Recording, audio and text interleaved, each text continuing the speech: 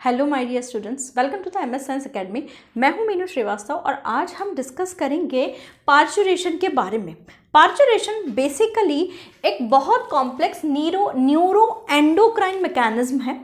Neuro endocrine mechanism मतलब कि इसमें नर्वस सिस्टम का भी इन्वॉल्वमेंट है एंड इसके अंदर एंडोक्राइन ग्लैंड का भी इम्पॉर्टेंट है। ठीक है, तो यहाँ पर दोनों ही चीज़ें साथ एक दूसरे के साथ कोरिलेट करते हुए पार्चुरेशन प्रोड्यूस करती है। पार्चुरेशन बेसिकली है क्या?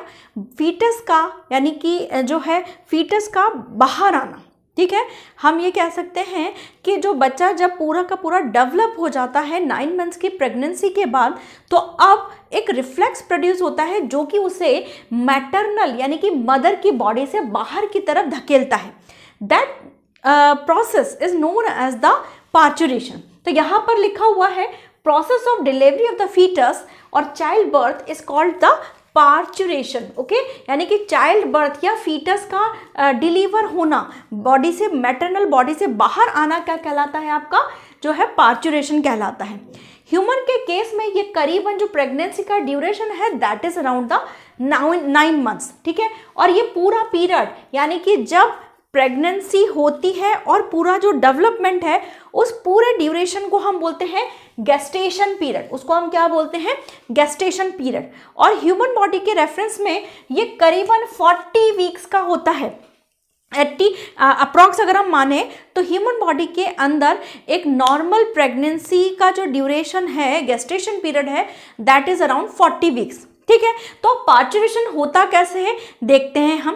बेसिकली ये एक तरीके का इंडक्शन मैकेनिज्म है जिसमें माइल्ड यूटेराइन कॉन्ट्रैक्शंस स्टार्ट होते हैं।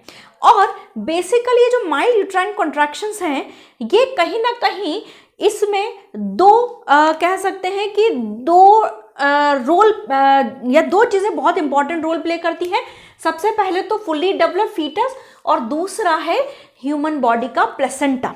ठीक है, यानी कि पार्चुरेशन के जो सिग्नल्स हैं वो कौन देता है? पार्चुरेशन के सिग्नल फुल्ली डेवलप्ड फीटस के थ्रू जनरेट किए जाते हैं एंड प्लेसेंटा के थ्रू जनरेट किए जाते हैं। और ये नीट का बहुत बहुत इंपॉर्टेंट क्वेश्चन है कि बेसिकली किसका रोल है पार्चुरेशन में? तो मैटरनल बॉडी का भी है क्योंकि प्लेसेंटा मैटरनल बॉडी का भी पार्ट है और फीटल पार्ट भी इसके अंदर इन्वॉल्व है। तो दोनों का ही रोल होता है कि यहाँ पर जो है प्लेसेंटा प्लस फीटल पार्ट जो है both are involve to eject out the fetus from the maternal body. ठीक है, अब यहाँ पर जो है यहाँ जो फीटस पार्ट है और प्लेसेंटा पार्ट है वो यूटेराइन के अंदर माइल्ड कॉन्ट्रैक्शन डेवलप करता है जिसे हम बोलते हैं फीटल इजेक्शन रिफ्लेक्सेस। जिसे हम क्या बोलते हैं? Fetal ejection reflexes. अब यहाँ पर जो ये फीटल इजेक्शन रिफ्लेक्सेस हैं वो the reflexes trigger the release of oxytocin, यानी कि कुछ कह सकते हैं कि कॉन्ट्रैक्शंस डेवलप होते हैं, स्लाइट कॉन्ट्रैक्शन, जो कि अब डेवलप करते हैं किसके रिलीज को या इनिशिएट करते हैं ऑक्सीटोसिन के रिलीज को। ठीक है, ऑक्सीटोसिन रिलीज बेसिकली मदर के पोस्टीरियर पिट्यूटरी ग्लैंड से रिलीज होता है, यानी मदर का पोस्टीरियर पिट्यूटरी ग्लैंड इसके अंदर इन्वॉल्व होता है and it start to release oxytocin. Okay, now अब ऑक्सीटोसिन जो होता है वो यूटेराइन की जो स्मूथ मसल्स होती हैं उन पर एक्ट करता है और उसमें और ज्यादा कॉन्ट्रैक्शंस, स्ट्रॉन्गर कॉन्ट्रैक्शंस डेवलप करता है। ठीक है, तो एक माइल्ड कॉन्ट्रैक्शन डेवलप हुआ through the help of fetus and the placenta. अब ऑक्सीटोसिन जनरेट होना शुरू हो गया है और ऑक्सीटोसिन ने यूटेराइन कॉन्ट्रैक्शन, यूटेराइन की स्मूथ मसल्स जो होती हैं उनको कंटिन्यूसली जो है कॉन्ट्रैक्ट करना स्टार्ट कर दिया है, which in turn stimulate the further secretion of oxytocin. यानी कि अब जैसे जैसे स्मूथ मसल्स, यूट्रस की स्मूथ मसल्स और ज़्यादा कॉन्ट्रैक्ट हो रही हैं वो और ज़्यादा रिफ्लेक्सेस प्रोड्यूस कर रही हैं ऑक्सीटोसिन के रिलीज को। मतलब कि एक स्लाइट रिफ्लेक्सेस ने जो प्लेसेंटा और बॉडी ने डेवलप किया है उससे क्या जनरेट हुआ है? उससे ऑक्सीटोसिन का इनिशिएट अमाउंट जनरेट हुआ है। नाउ अब ये ऑक्सीटोसिन ने जाके क्या हुआ है कि यूट्रस के स्मूथ मसल पे एक्ट किया है। अब ये स्मूथ मसल्स और ज़्यादा यूट्रस यूट्रस के स्मूथ मसल्स है, अब और ज़्यादा ऑक्सीटोसिन को जो है इजेक्शन में हेल्प आउट कर रही हैं। ठीक है, अब ये जो ये एक तरीके का क्या है, स्टिमुलेटरी रिफ्लेक्सेस, इसको हम क्या कह सकते हैं, ये एक तरीके का क्या है, स्टिमुलेटरी रिफ्लेक्सेस है। ठीक है, और इसकी वजह से जो यूट्राइन कॉन्ट्रैक्शन होता है वो और ज़्यादा स्ट्रॉन्गर होता जाता है। This leads to the expulsion of the baby, यानी कि ये बेसिकली क्या कर रहा है कि अब ये जो ऑक्सीटोसिन है ये जो सर्वाइकल कैनाल है यूट्रस की, उसको जो है डायलेट कर रहा है। ठीक है, सर्वाइकल कैनाल जो होती है या सर्विकल कैनाल जो होती है, सर्विक्स कैनाल, वो यूट्रस की वो अब डायलेट होना शुरू हो जाती है। ठीक है, और ये डायलेट होते होते करीबन 10 सेंटीमीटर तक डायलेट हो जाती है। सर्वाइकल कैनाल जो होती है करीबन 10 सेंटीमीटर तक डायलेट हो जाती है, और ये 10 सेंटीमीटर तक जब डायलेट हो जाती है तो इट्स अ साइन कि अब जो है फीटस को बाहर आना है। ठीक है, और यही ऑक्सीटोसिन क्या जनरेट करते हैं, यही ऑक्सीटोसिन लेबर पेन जनरेट करते हैं।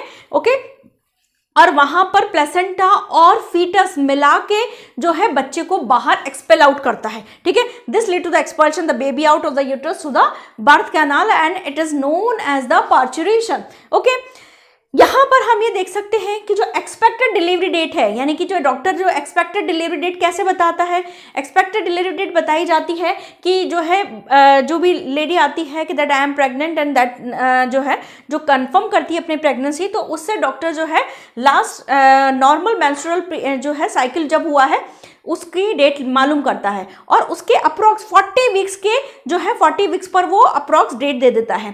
ठीक है, आजकल तो जो है सोनोग्राफी के थ्रू जो है डेट्स का आइडिया हो जाता है, लेकिन जो है उस तरीके से कैलकुलेट कैसे किया जाता है कि जो लास्ट मेंस्ट्रुअल पीरियड है उसके प्लस 40 वीक्स का अगर कैलकुलेट किया जाए तो आपकी एक्सपेक्टेड डिलीवरी डेट आ जाएगी। ठीक है, तो एक्सपेक्टेड डिलीवरी डेट में भी +-2 वीक्स का जो है इसमें कह सकते हैं कि हमारे पास मार्जिन रहता है, +-2 वीक्स का इसके अंदर मार्जिन रहता है। अब यहाँ पर जो है हमारा पार्चुरेशन वो किसने किया है, पार्चुरेशन में रोल किसका है, मेन हार्मोन जो है that is the oxytocin hormone. ठीक है, ये बहुत इंपॉर्टेंट चीज़ है कि कौन सा हार्मोन रोल प्ले करता है, ऑक्सीटोसिन, और ऑक्सीटोसिन कहाँ से रिलीज होता है, पोस्टीरियर पिट्यूटरी से, मैटरनल से। ठीक है, इसके अलावा 2 जो ऑर्गन है that is the maternal side and the placental side, and that fetus development, fully develop fetus, और जो प्लेसेंटा वो जो है बच्चे को पार्चुरेट करने में,